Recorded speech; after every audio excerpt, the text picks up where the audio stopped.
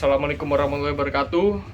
Kami dari kelompok 11 akan mempresentasikan PBL AKM kami yang berjudul Implementasi Konseptual Framework dengan menggunakan PSAK nomor 2 yaitu KAS dan nomor 46 yaitu pajak.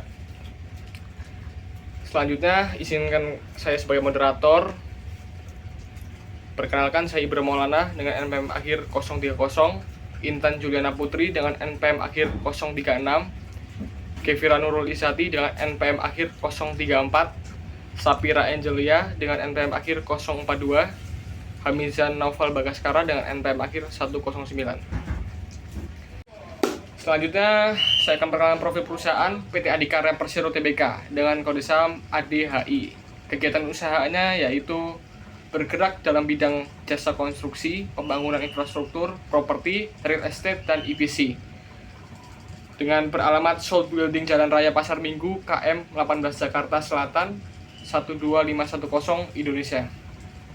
Tanggal pendiriannya yaitu 11 Maret 1960. Dengan website yang tertera di PowerPoint ini. Dengan nomor telepon plus 62 21797 5312. Dengan beremail adi@adi.co.id .www.adi.co.id. Oke, selanjutnya akan dipresentasikan oleh anggota saya. Baiklah, di sini saya Hamizan akan menjelaskan analisis kerangka konseptual. Kerangka konseptual dalam konteks laporan keuangan merupakan suatu rangkaian prinsip, konsep, dan panduan yang digunakan sebagai landasan untuk menyusun laporan keuangan yang memiliki tingkat keakuratan, relevansi, keandalan, dan memberikan manfaat yang substansial bagi pengguna informasi. Tujuan utama dari laporan keuangan adalah menyediakan informasi yang bermanfaat mengenai entitas pelapor kepada investor ekuitas saat ini dan potensial, pemberi pinjaman, serta kreditor lainnya dalam peran mereka sebagai penyedia modal. Kemudian karakteristik kualitatif dari kerangka konseptual itu sendiri terbagi menjadi 5 komponen. Yang pertama, relevansi. Relevansi dalam laporan keuangan mengacu pada kemampuan informasi keuangan untuk mempengaruhi keputusan pengguna laporan seperti investor, kreditur, atau pemangku kepentingan lainnya. Yang kedua, nilai prediktif. Informasi keuangan memiliki nilai prediktif jika informasi tersebut dapat digunakan sebagai acuan yang digunakan oleh pengguna agar dapat memprediksi hasil di masa depan. Yang ketiga, nilai konfirmasi. Informasi yang relevan membantu pengguna untuk mengonfirmasi atau memperbaiki harapan sebelumnya. Nilai prediktif dan nilai konfirmasi saling terkait karena informasi yang memiliki nilai prediktif seringkali juga memiliki nilai konfirmasi. Yang keempat, materialitas. Materialitas merupakan aspek relevansi yang spesifik untuk suatu entitas. Informasi dianggap material jika pengabaian atau kesalahan dalam penyampaiannya dapat berpotensi mempengaruhi keputusan pengguna berdasarkan laporan keuangan. Dan yang kelima, penyajian yang jujur. Nah, poin penyajian yang jujur terbagi lagi menjadi 5, yaitu kejujuran. Hal ini mencakup kewajiban perusahaan untuk tidak melakukan manipulasi data atau menyembunyikan informasi yang dapat menyesatkan. Kemudian ketepatan. Hal ini melibatkan proses pencatatan transaksi dengan teliti, penggunaan metode akuntansi yang sesuai, dan verifikasi secara berkala. Kemudian kelengkapan. Ini berarti tidak boleh ada informasi yang disembunyikan atau dihilangkan karena dapat mempengaruhi pemahaman para pemangku kepentingan. Dan ada pemahaman. Laporan keuangan harus disusun dengan cara yang tepat agar dapat dimengerti oleh pemakai yang memiliki pengetahuan yang wajar tentang bisnis dan keuangan. Dan yang terakhir ada netralitas. Netralitas dalam penyajian keuangan menghindari bias atau pandangan yang memihak.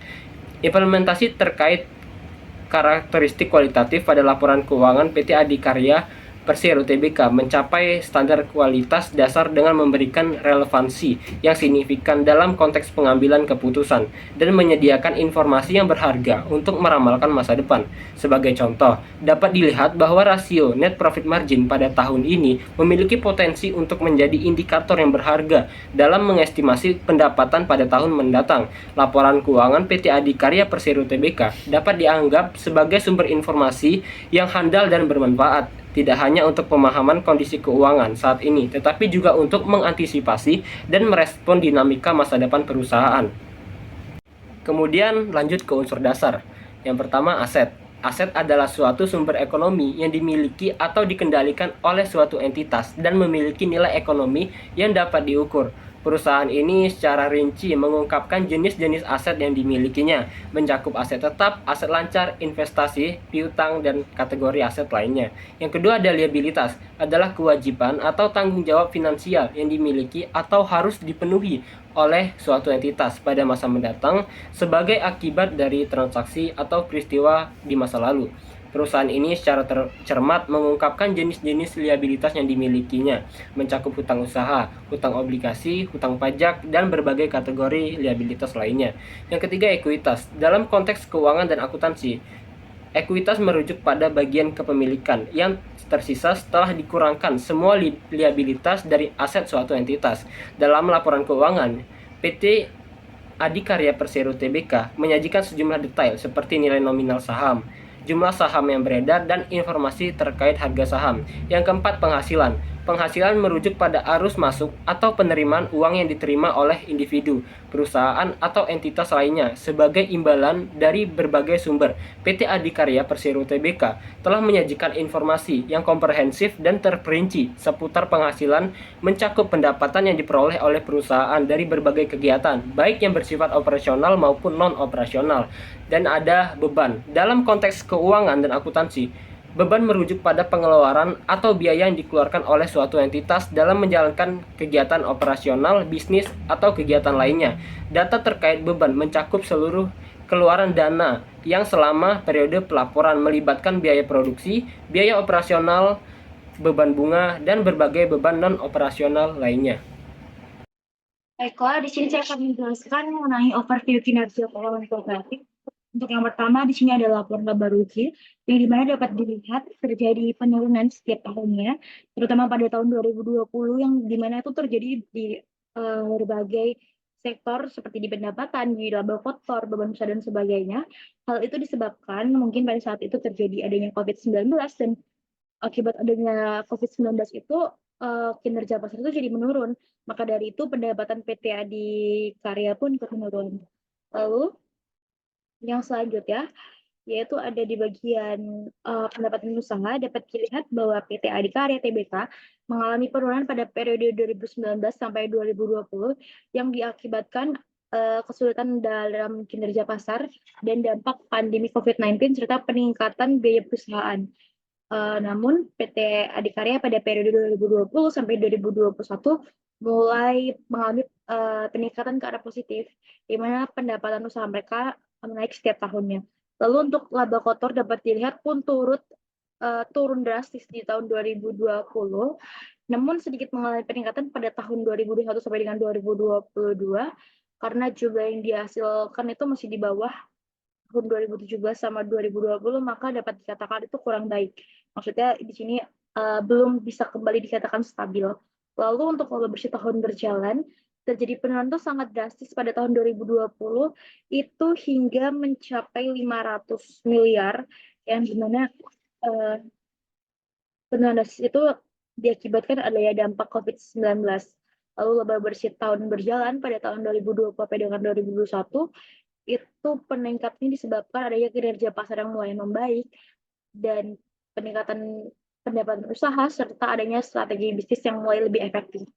Lalu yang selanjutnya, di sini ada di bagian laporan posisi keuangan. Di sini dapat dilihat olahannya sebagai berikut, di mana terjadi peningkatan setiap tahunnya. Namun pada bagian liabilitas itu bisa dilihat bahwa mulai berkurang nih dari tahun 2021 ke 2022, yang dimana total liabilitasnya itu berkurang hingga 8,99%. Di sini untuk uraiannya, untuk jumlah aset, itu terjadi peningkatan ke arah positif setiap tahunnya. Hal ini disebabkan oleh efisiensi PT Adikarya Tbk dalam penggunaan BPP meski di era pandemik sekalipun. Lalu untuk jumlah liabilitasnya terjadi peningkatan pada tahun 2018 sampai dengan tahun 2021, namun terjadi pula penurunan pada tahun 2021 sampai dengan 2022. Hal ini disebabkan efisiensi dalam manajemen beban usaha, rekrutasi utang, dan perubahan profil liabilitas jangka pendek dan menjadi jangka panjang. Lalu untuk jumlah ekuitas, di sini terjadi kenaikan pada periode 2018 sampai dengan 2019, Namun kemudian terjadi penurunan di tahun 2019 sampai dengan 2020, dan peningkatan terus terjadi hingga pada periode 2021 sampai dengan 2022. Di sini hal ini disebabkan PT Adikarya menambah tambahan modal dari berbagai sumber, termasuk dana pencairan penyertaan modal negara atau PMN sebesar 1,97 triliun pada Oktober tahun 2022. Lalu yang selanjutnya pada bagian laporan arus kas, di sini dapat dilihat terjadi peningkatan pada tahun 2020 dengan jumlah besar, yang artinya operasi usaha itu mampu terus menghasilkan laba meskipun pada tahun 2019 di sini dapat dilihat perusahaan mengalami penurunan laba pada arus kas operasi, menghasilkan nilai negatif karena adanya penerimaan kas dari pelanggan lebih kecil daripada biaya yang dikeluarkan. Lalu untuk bagian investasi di sini dapat dilihat arus kas investasi itu emang biasanya tuh bernilai negatif, artinya perusahaan itu menggunakan dananya untuk mengelolakan usahanya. Di sini dapat dilihat bahwa terjadi penurunan pada tahun 2020 sampai dengan 2022, 20 sampai dengan 2021, namun terjadi lagi kenaikan di tahun 2022. Lalu untuk kas aktivitas pembiayaan, di sini arus kas dari aktivitas pembiayaan PT Adikarya bersifat negatif di tahun 2018, 20, dan 21 karena melakukan pembayaran dividen kas dan melakukan pembayaran atau pelunasan hutang bersih. Hal ini karena investor akan mendapatkan dividen dari perusahaan dan dividen tersebut berasal dari laba dan bukan dari utang. Namun di sini bisa dilihat pada tahun 2022, aktivitas pembiayaan itu bersifat positif karena perusahaan tidak memberikan dividen pada tahun itu. Lalu untuk selanjutnya ada di bagian rasio keuangan. Di sini dapat dilihat pada bagian rasionya tertera seperti berikut.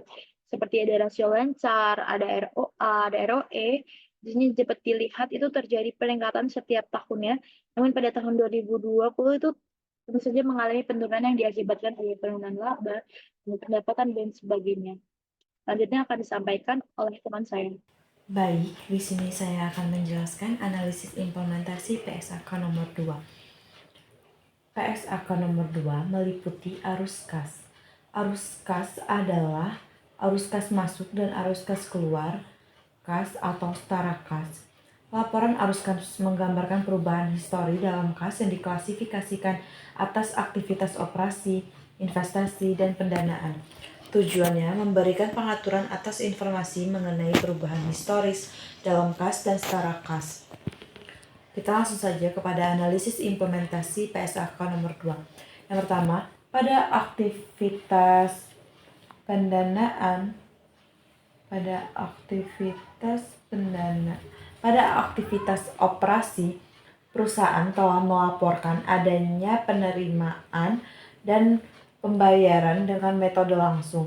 Berdasarkan pos-pos akun di atas, terbukti bahwasanya PT Adikarya Tbk menyajikan secara tepat terkait akun-akun yang ada pada aktivitas operasi.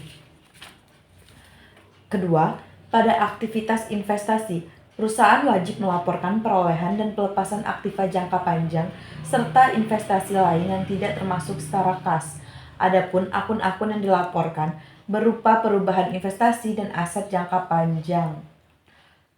Berdasarkan akun-akun pos-pos di atas, entitas telah menyajikan dengan benar. Yang ketiga, pada aktivitas pendanaan, perusahaan melaporkan transaksi pada pemasok modal perusahaan. Berdasarkan akun-akun pos-pos di atas, entitas telah menyajikannya dengan benar. Adapun akun-akun yang dilaporkan berupa perubahan kewajiban jangka panjang dan ekuitas pemegang saham. Sekian dari saya.